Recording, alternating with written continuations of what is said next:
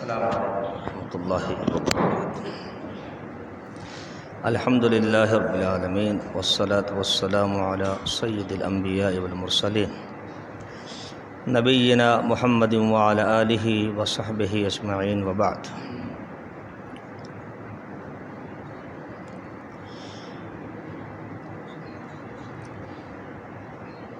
عن ابی مالک الاشعری رضی اللہ عنہ قال قال رسول اللہ صلی اللہ علیہ وسلم الطہور شطر الایمان والحمد للہ تملأ المیزان وسبحان اللہ والحمد للہ تملأان او تملأ ما بین السماوات والارض۔ ابو مالک اشعری رضی اللہ عنہ سے روایت ہے، فرماتے ہیں کہ نبی کریم صلی اللہ علیہ وسلم نے فرمایا الطہور شطر الایمان، طہارت نصف ایمان ہے۔ طہارت سے مراد وضو بھی ہو سکتا ہے، اور اس کو بعض محدثین نے وضو کی حدیث میں ذکر کیا۔ الطہور شطر الایمان، وضو کرنا آدھا ایمان ہے، اور ایمان کا معنی نماز لے لیا جائے تو بھی صحیح ہے۔ قرآن مجید سے ثابت ہے ما کان اللہ لیضیع ایمانکم، اللہ نے نماز کو ایمان کے لفظ سے تعبیر کیا ہے، تو پھر مطلب یہ ہوگا کہ وضو آدھی نماز ہے، لہذا وضو صحیح ترین ہونا چاہیے۔ وضو نماز کی کنجی ہے، آدھی طہارت ہے، آدھا ایمان ہے، لہذا آدھی نماز ہے، اس کا اہتمام صحیح سے ہونا چاہیے۔ اس سے اندازہ کریں کہ دین اسلام نے طہارت کو کیا مقام دیا ہے اور کیا مرتبہ دیا ہے۔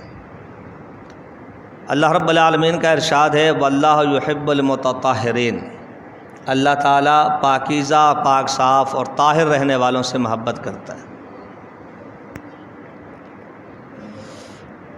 والحمد للہ تملأ المیزان، فرمایا کہ الحمدللہ کہنا یہ ایک تسبیح ہے، ایک کلمہ ہے الحمدللہ۔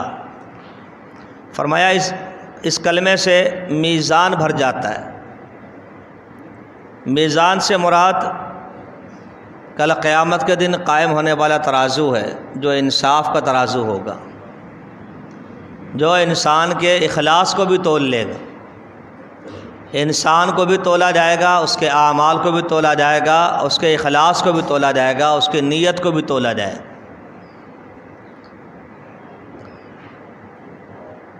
حالانکہ اللہ کا وہ جو ترازو ہے، اس کے جو ایک پلہ ہے، پلڑا ہے، اس کا ایک کف ہے، اس کے بارے میں حدیث میں آتا ہے ساتوں زمین، ساتوں آسمان اور زمین و آسمان کی ساری مخلوق، اللہ کے علاوہ اللہ خالق ہے، مخلوق نہیں ہے، سب کو ڈال دیا جائے، ترازو کا پلڑا پھر بھی نہیں بھرے گا، مگر بندہ مومن جب کہتا ہے الحمدللہ اور وہ کلمہ اللہ کے ہاں مقبول ہو جاتا ہے، قبول کر لیا جاتا ہے، تو اتنا ثواب ملے گا کہ وہ ترازو کا پلڑا بھر جائے گا۔ تو لہذا الحمدللہ کو چھوٹا نہیں لینا چاہیے، بظاہر چھوٹا کلمہ ہے، اور اللہ کی حمد و ثنا تو اٹھتے بیٹھتے ہونی چاہیے۔ قرآن مجید میں اللہ نے کہا وَلَهُ الْحَمْدُ فِي الْأُولَى وَالْآخِرَةِ، یہاں بھی اسی کی حمد و ثنا ہے، وہاں بھی اسی کی حمد ہے۔ وَلَهُ الْحَمْدُ فِي السَّمَاوَاتِ وَالْأَرْضِ، اسی کی حمد و ثنا ہے زمین میں بھی اور آسمان میں بھی۔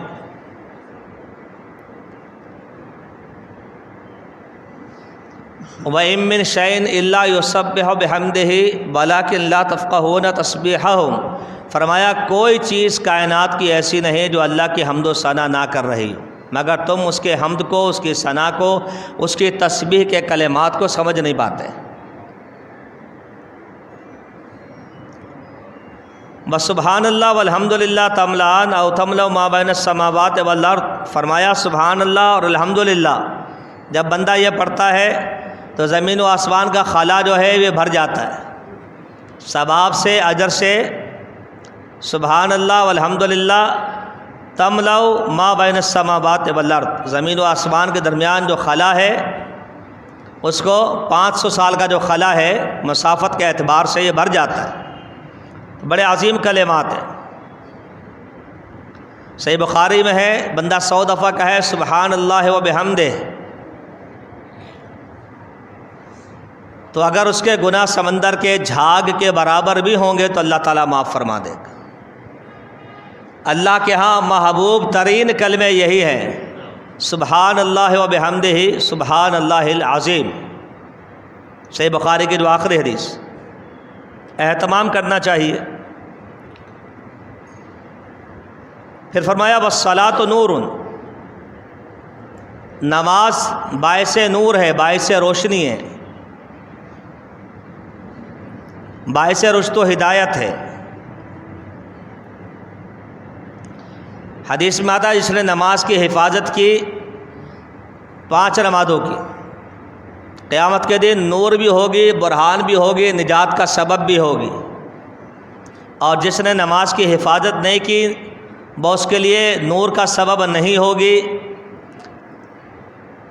برہان کا سبب نہیں ہوگی، دلیل کا سبب نہیں ہوگی، نجات کا سبب نہیں ہوگی، اور وہ فرعون، حامان اور قارون کے ساتھ کل قیامت کے دن ہوگا۔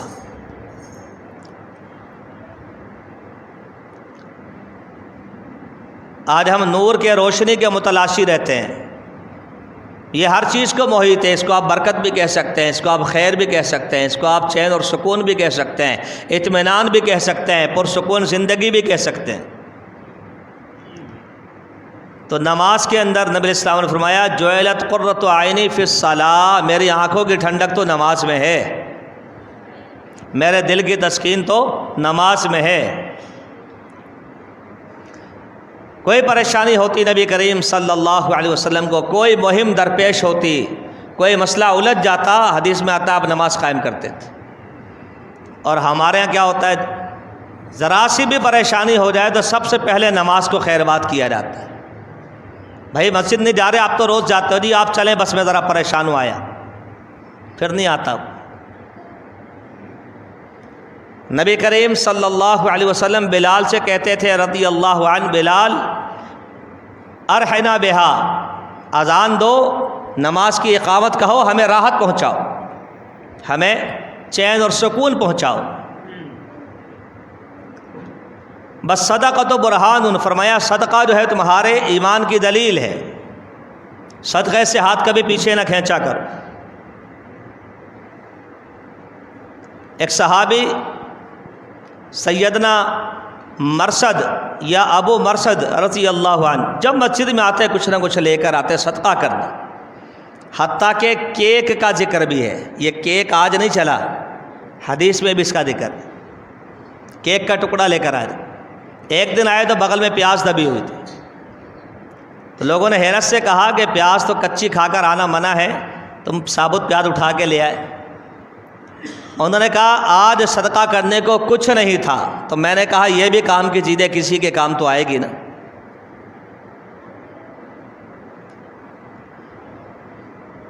فرمایا لا تحقرن جارۃ جارہ ولو فرسن شاۃ، پڑوسن بکری کا کھر بھی دے دے تو ہلکا نہیں سمجھنا، وہ بھی صدقہ ہے۔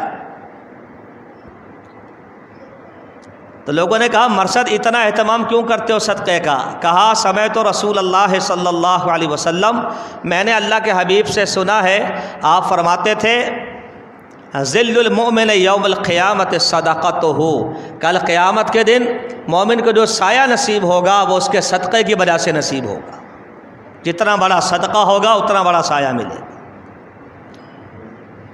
فرمایا بس صبر و ضیاء، صبر بھی روشنی ہے، صبر کر لے تو راستے کھل جاتے ہیں۔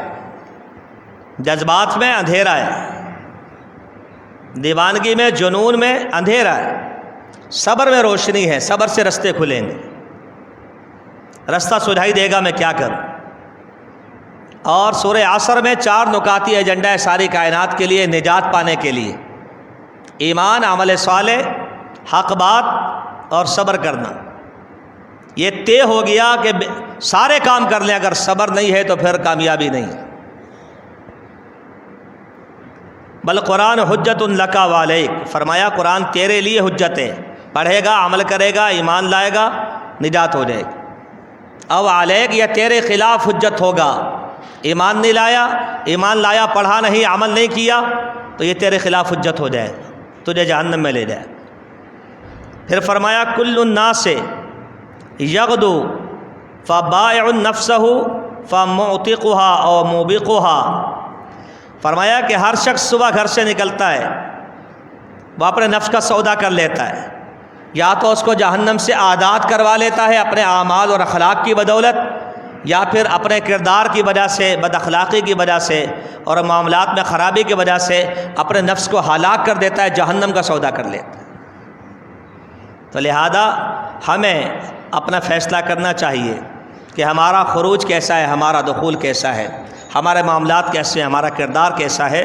یہ حدیث دوسرے الفاظ کے ساتھ کچھ اور طویل ہے، کل اس کو اللہ کی توفیق سے مکمل کریں گے۔ اللہ مجھے اور آپ کو عمل کے ساتھ اصلاح کی توفیق دے۔